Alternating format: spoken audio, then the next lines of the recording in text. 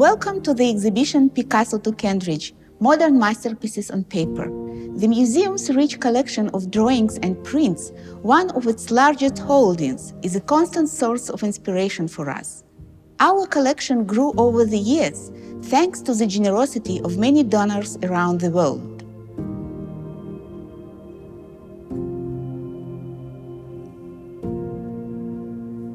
This exhibition celebrates the art of drawing through 130 outstanding examples of 20th century works on paper from the collection that underscore transformation in the medium. The artists whose works are presented were motivated by a wide range of ideologies and aims, and they forged innovative techniques to express radical ideas for a new century.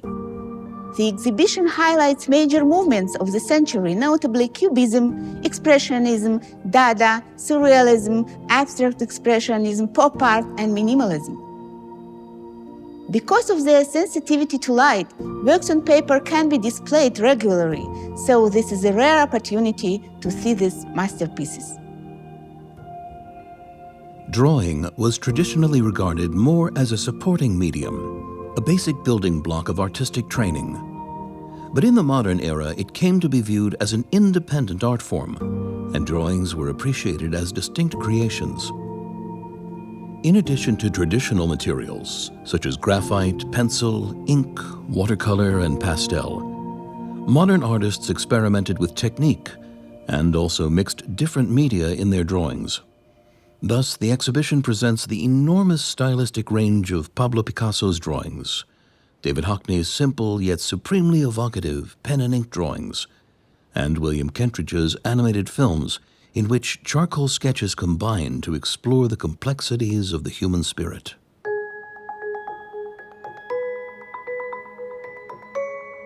This room offers an intimate look at drawings by masters of Impressionism and Post-Impressionism, the groundbreaking movements of the late 19th century that made the innovations of the 20th century possible. Many of these innovations can be seen here. For example, the way in which Van Gogh adapted the sweeping contours and unusual perspective of Japanese prints, Degas' incorporation of the craft composition of the new photographic medium, Cézanne's attempts to reduce natural objects to their essential geometric forms, and Gauguin's compression of the human figure to rough, almost abstract shapes. By rejecting the traditions that called on artists to create realistic images, as well as the illusion of three dimensions, Impressionism and Post-Impressionism paved the way for daring innovations at the beginning of the 20th century. Modern artists experimented with line, form, and plane, the pure elements of drawing.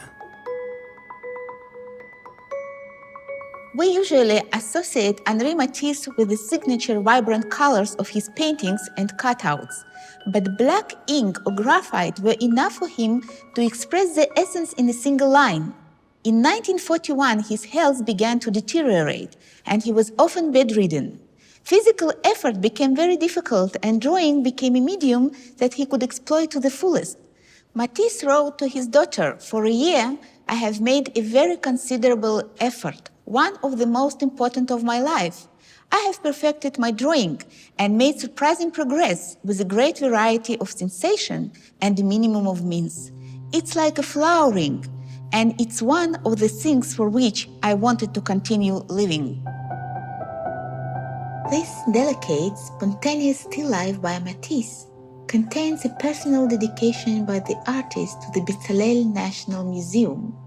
In the fall of 1948, Mordechai Narkis, the museum's director, traveled to France and met with artists and collectors to whom he enthusiastically described the National Art Museum of the new State of Israel in the heart of Jerusalem. Narkis returned to Jerusalem with not only a gift from Matisse, but also works from Picasso, Chagall, and many others. The years 1917 to 1924 were a period of profound change in Picasso's life and work.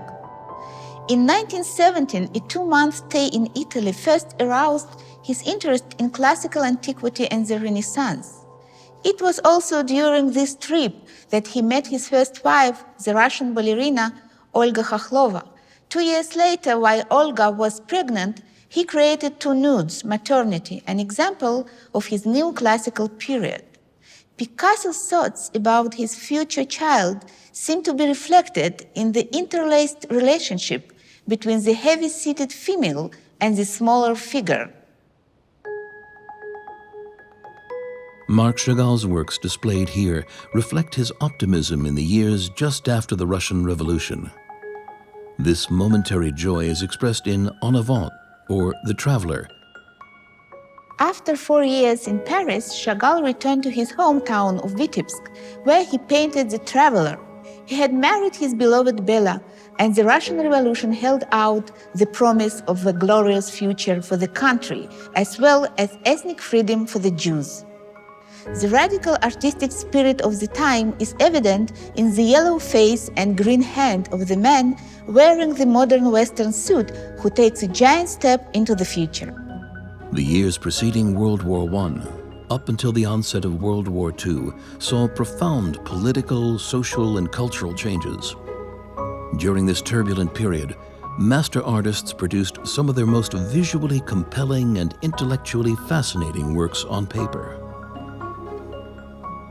The palettes, textures, and figures of expressionist artists reflected the existential angst of their time. Egon Schiele was among the foremost exponents of expressionism in Vienna. His psychologically complex portrayals of men and women, often in exaggerated or distorted poses, have become the symbols of loneliness and social alienation. The German Jewish philosopher Walter Benjamin purchased Paul Klee's Angelus Novus in 1921 and regarded it as his most valuable possession. This drawing became an object of endless contemplation, inspiring some of Benjamin's most frequently quoted texts. When World War II began, he saw it as the angel of history, a desperate figure thrust unwillingly toward the future. Benjamin bequeathed the drawing to his good friend Gershom Scholem, the German-born scholar of Jewish mysticism with whom he had often corresponded about the work. After Scholem's death, Angelus Novus was gifted to the Israel Museum, becoming one of the most highly prized works in our collection. This drawing reflects Vasily Kandinskий's interest in the interaction between geometric forms and colors in a harmonious composition. It was created during his Bauhaus period, after he had abandoned a more expressionist style in favor of the systematic examinations of color, form, and sensation. Noisy surroundings presents a balanced cosmic order of opposing elements. The palette of the work, as well as its title, relates to the artist's theories about color, sound, and emotion. The yellow resonates like a trumpet, the blue like a flute. During his groundbreaking Cubist period, Picasso challenged the convention of how three-dimensional reality is represented on a two-dimensional surface. In the first analytic phase of Cubism, natural three-dimensional objects were broken down into individual pieces, flattened, mostly monochromatic surfaces. At a later stage, synthetic Cubism took a different approach. Instead of deconstructing the object, the work rearranged its geometric flattened forms. Alongside examples of Cubism, other radical movements of the period are represented, as in a dynamic, futuristic drawing by Italian artist Giacomo Balla and key Dada works on paper. Dada's revolutionary spirit, inventive techniques, and unconventional materials inspired the artistic strategies of Marcel Duchamp and Man Ray, who united drawing with collage and ready-mades. Marcel Duchamp never affiliated himself formally with any 20th century art movement, but he had a profound impact on almost all of them. He is regarded as the father of conceptual art for his 1917 act of exhibiting a urinal as an artwork. He helped to shape the anti-art, anti-aesthetic character of Dada, and he introduced the ready-made as in this seminal work. In 1919, Duchamp drew a mustache and beard on a cheap reproduction of Leonardo da Vinci's Mona Lisa. when the letters L-H-O-O-Q are pronounced in French, the result is Elle a chaud au cul, meaning she has a hot bottom. So that one of the most chaste portrayals of a woman in the history of painting suddenly seems sexually aggressive and, thanks to the added mustache and beard, of uncertain gender. The surrealist drawings of André Masson and Joan Miro, based on the unconscious spontaneity of the artist's hand, introduced dream images and the element of chance. In their explorations of the mind's hidden realms, Salvador Dali and René Magritte sought to recapture the freedom of imagination. This drawing evolved from a photograph of a dancer on a Spanish magazine cover and is one of Miro's many investigations of a subject that fascinated him, the flamenco dancers of his native country. Miro reduces the dancer to her most essential elements. All that remains here is an indication of her hair and perhaps her head or eye, along with a stepped black line and a curving red dotted line translating rhythmic cycles of music and dance into minimal graphic signs.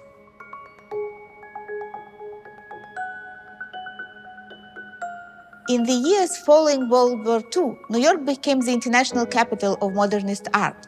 Many European artists had come to the city to escape the Nazis, and New York was now a fertile meeting ground to cultivate talent, ideas, and new directions. After the horrifying events and images of the war, artists felt the need to start afresh.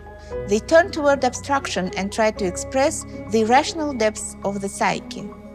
Abstract expressionism, with its raw emotional power, epitomized the vitality of American art in the 1940s and 1950s. Jackson Pollock blurred the boundaries between painting and drawing with his seemingly random liquid lines and marks. Like Pollock, Arshel Gorky, Eva Hesse, Willem de Kooning, and Robert Motherwell revealed the artistic process, the actions of hand and body in their drawings. In the late 1950s and the 1960s, pop art distanced itself from the expressive hand of the artist and focused instead on the inanimate sameness of industrial objects. Jasper Johns makes extensive use of ready-made objects and incorporates universal or national symbols, such as maps, into his art. At the same time, his works make a private statement. The context may be neutral, and things like maps may be factual in their content, but these images awaken strong collective and personal associations. The minimalists sought to reduce art to its essentials by avoiding the personal, emotional touch. Saul LeWitt and Richard Serra used drawings to work out spatial relations in their sculptures. In the drawings of Ellsworth Kelly, image and abstract form merge, distilled into the essence of the thing being observed. Alongside their transformation of drawing in the 20th century, artists continued to engage in the time-honored practice of portraiture. As we clearly see in this drawing, and in the group of works nearby, a portrait demands close observation of one's subject and a mastery of the medium. In Henry Sleeping, the deft lines of David Hockney suggest volume and texture, the slackness of the sleeping face, and the weight of the head on the pillow. Hockney's portrait of the art historian Henry Geldzahler, a lifelong friend, captured his subject through outline alone, an artistic act demanding profound concentration. At left, Jin Dine's portrait of Anatijo reveals a deep layer, an interesting encounter between two artists. Alberto Giacometti's depiction of his brother in Head of Diego is extremely precise, and yet the nervous energy, open-ended borders, and unstable planes of this rapid sketch remind us that seeing is a transitory act. The South African artist William Kentridge has created films, theater, and opera production, and immersive multimedia performance pieces, but drawing always lies at the heart of his work. 4 Soho Eckstein films screened in the exhibition reveal his method of animation, charcoal sketches that he draws and then redraws while filming in a process of revision. The storyline is like a diary kept by the two main characters, and the partially erased outlines that remain in the background from frame to frame represent both the endurance and the unreliability of memory. Through Eckstein, the industrialist, and Teitelbaum, the sensitive artist, Kentridge approaches the history of South Africa during apartheid from an unusual perspective. He explores conflicting aspects of the human spirit, memory and forgetting, moral responsibility and inner ambivalence, while describing a socio-political reality in terms of the suffering it causes. Picasso to Kentridge take a long view of the world of drawing, encompassing more than 100 years. The works you have seen offer insight into the medium's development as its technical boundaries expanded and its subject matter became ever more complex. I hope you have enjoyed the tour and look forward to welcoming you in person at the Israel Museum.